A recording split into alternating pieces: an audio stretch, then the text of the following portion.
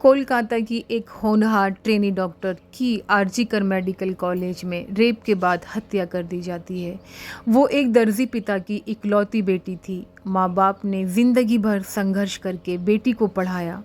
अब वो उनके बुढ़ापे का सहारा बनने वाली थी, लेकिन सब कुछ एक ही रात में तबाह हो गया। आरजीकर अस्पताल में रेप और हत्या की शिकार हुई 31 वर्षीय ट्रेनी डॉक्टर का सपना गोल्ड मेडल हासिल करने का था। दर्जी पिता ने बेटी को पढ़ाने के लिए दिन रात मेहनत की। बेटी ने भी पढ़ाई में कोई कसर नहीं छोड़ी। जिंदगी भर परिवार ने संघर्ष किया। बेटी ने कोलकाता के घनी आबादी वाले उपनगर सौदेपुर से आरजीकर तक का सफ़र तय किया। बेटी की बारी परिवार का कर्ज चुकाने की थी, लेकिन वो अपने माता पिता का जीवन बेहतर बनाए बिना ही इस दुनिया से चली गई। बेटी की याद में रो रो कर पिता का बुरा हाल है। उन्होंने कहा, हम एक बहुत ही गरीब परिवार से हैं। हमने बहुत ही मुश्किलों से उसे पाला पोसा था और पढ़ाया लिखाया था। उसने डॉक्टर बनने के लिए बहुत मेहनत की थी। हमारे सारे सपने एक रात में ही टूट गए। हमें यकीन ही नहीं आता कि ये हमारे साथ में हो चुका है। ऐसा लगता है कि वो ज़िंदा है, लेकिन जब मैं सोचता हूँ कि मैंने अपनी आँखों से उसकी डेड बॉडी को इस तरह से देखा है, तो सोच कर ही मेरी रूह कांप जाती है।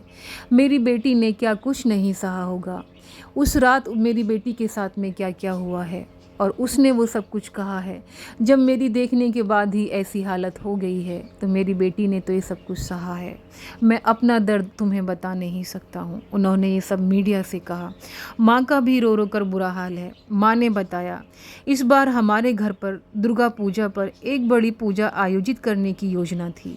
यह एक विशेष अवसर था, क्योंकि वो अपनी पीजी की पढ़ाई पूरी कर चुकी थी। उन्होंने आगे कहा, हमारा सब कुछ तो हमारी इकलौती बेटी थी। वो हमारी अकेली संतान थी। हमारी सारी दुनिया ही उसके आगे पीछे घूमती थी। अब सब कुछ ख़त्म हो गया है। एक ही रात में सब कुछ ख़त्म हो गया है। अब हम चाहते हैं कि सभी दोषियों की गिरफ्तारी हो और उन्हें कड़ी से कड़ी सज़ा हो। जब मैंने अपनी बेटी को देखा तो मुझे यकीन ही नहीं आया कि ये मेरी बेटी है। एक डॉक्टर जो रात को अपनी माँ को फ़ोन करती है और फ़ोन करते करते अचानक कहती है, माँ मैं अभी बिज़ी हूँ, मैं थोड़ी देर में आपको बात करती हूँ।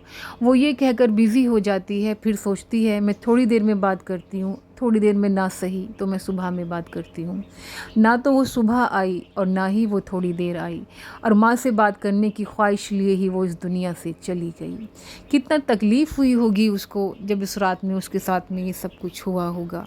और एक माँ अपनी बेटी से बात करके बहुत ही सुकून के साथ में सो जाती है और सोचती है कि उसकी बेटी सही है, उसको तसल्ली हो गई, सब कुछ खैरियत से है और सब कुछ सही है। यही सोचकर सब कुछ वो सो जाती हैं। उन्हें क्या पता कि इस रात में उनकी बेटी के साथ में क्या होने वाला है, क्योंकि उनकी तो बेटी से बात हो चुकी है और हर दिन की तरह उन्होंने यही सोचा कि सब कुछ सही है। लेकिन उन्हें नहीं पता, जिसे वो सब कुछ सही समझ रही हैं, उस एक रात में ही उस रात ने उन सब की सारी खुशियाँ निगल ली हैं। एक डॉक्टर जिसे ज़मीन पर भगवान का दर्जा दिया जाता है, उस भगवान के साथ में इस तरह से इस बुरी तरीके से ऐसा सलूक किया जाए, सोचकर भी रूह कांप जाती है। उसके साथ इस तरह से बलात्कार, मेरी तो सोचकर भी रूह कांप जाती है। क्या हुआ होगा?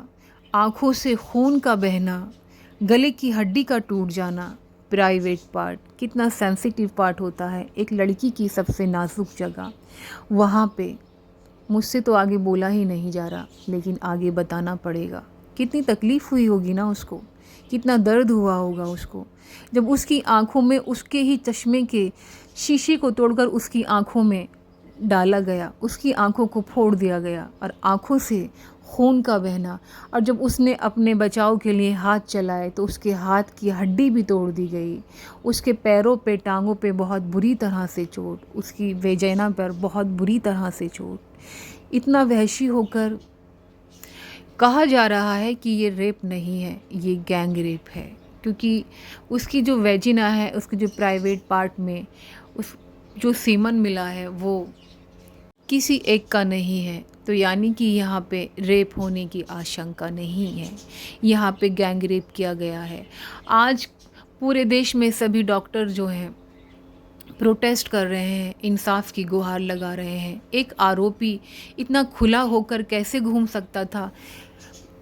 खुद को वो पुलिस वाला बताता था और वो हॉस्पिटल में कहीं भी आ जा सकता था। उसने अपनी बाइक पर और अपनी टी-शर्ट पर स्पेशली कोलकाता पुलिस का लोगो लगा रखा था। उसकी बाइक पर भी बहुत बड़ा-बड़ा पुलिस लिखा हुआ था और वो जो टी-शर्ट पहनता था तो उस पर भी पुलिस लिखा हुआ था, ताकि सभी लोग उसे डरें। और उसने अपना जो उसकी आसपास की सोसाइटी थी और जो उसके आसपास के लोग थे उन सब पर दबदबा बना रखा था।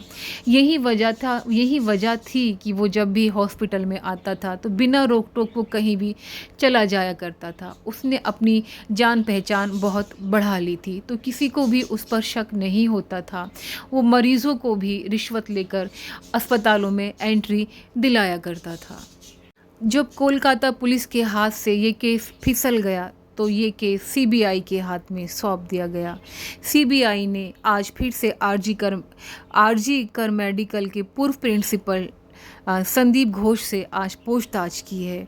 उन्होंने संदीप घोष से पूछा कि डॉक्टर की मौत की खबर मिलने के बाद उनकी क्या भूमिका थी, उन्होंने किससे संपर्क किया, और उन्होंने आगे बहुत ही सख्ती से ये पूछा कि उन्होंने डॉक्टर की माता पिता को करीब 3 घंटे तक इंतज़ार क्यों कराया, उन्हें अपनी बेटी से मिलने के लिए क्यों तरसाया गया, उन्हें अपनी बेटी का चेहरा दिखाने से 3 घंटे तक का इंतज़ार क्यों कराया गया। हालांकि ये सवाल तो कोलकाता पुलिस को पहले ही कर लेने चाहिए थे, लेकिन संदीप घोष तो ऐसे ही घूम रहे थे। वो तो सीबीआई का शिकंजा उन पे टाइट हो गया, तो आज पूछताछ उनसे फिर से जारी है। लेकिन सभी लोग जो हैं इंसाफ की गुहार लगा रहे हैं। वहीं आरोपी ने भी कहा है कि अगर आपको लगता है कि मैं मुजरिम हूँ तो मुझे फांसी दे दो। सभी लोग फांसी की गुहार लगा रहे हैं, लेकिन कुछ लोगों का कहना है कि इसमें एक आरोपी नहीं है, इसमें और भी बहुत सारे आरोपी हैं। ये केस को दबाने के लिए आरोपियों को छुपाया जा रहा है। हालांकि अब ये केस ना तो दब सकता है और ना ही छुप सकता है, क्योंकि सभी जगहों पर, सभी न्यूज़ चैनल पर इस खबर को दबाना अब मुश्किल ही नहीं, नामुमकिन है। सभी न्यूज़ चैनल पर, सभी अखबार में यही खबर दी जा रही है। खबर ही ऐसी है कि सुनकर भी लोगों की रूह कांप जाए। इतनी पढ़ी लिखी डॉक्टर होने के बाद उसका सपना था कि मैं गोल्ड मेडल हासिल करूं, लेकिन उसका वो सपना एक रात में ही तोड़ दिया जाता है। कितना दर्द सहा होगा उसने, कितनी तकलीफ़ हुई होगी उसको। तो अब देखते हैं कि अब हम सब की नज़र जो है इस केस पर लगातार है, और अब हम सब भी सोच रहे हैं कि इस डॉक्टर को जो है इंसाफ मिलना चाहिए। तो देखते हैं कि ये इंसाफ कब तक मिलता है। इस केस का एक आरोपी है या कितने आरोपी हैं, ये तो अभी हम कुछ नहीं कह सकते, क्योंकि अभी बहुत सारे लोग जिन्होंने प्रोटेस्ट के दौरान भी मेडिकल इस आरजी कर हॉस्पिटल में तोड़ फोड़ शुरू की थी, तो पुलिस ने उनको भी गिरफ्तार कर लिया है। और आरोपी तो एक पहले से ही पुलिस की गिरफ्त में है, जिसने कि आज कहा है कि अगर आपको लगता है कि मैं आरोपी हूँ तो मुझे फांसी दे देनी चाहिए।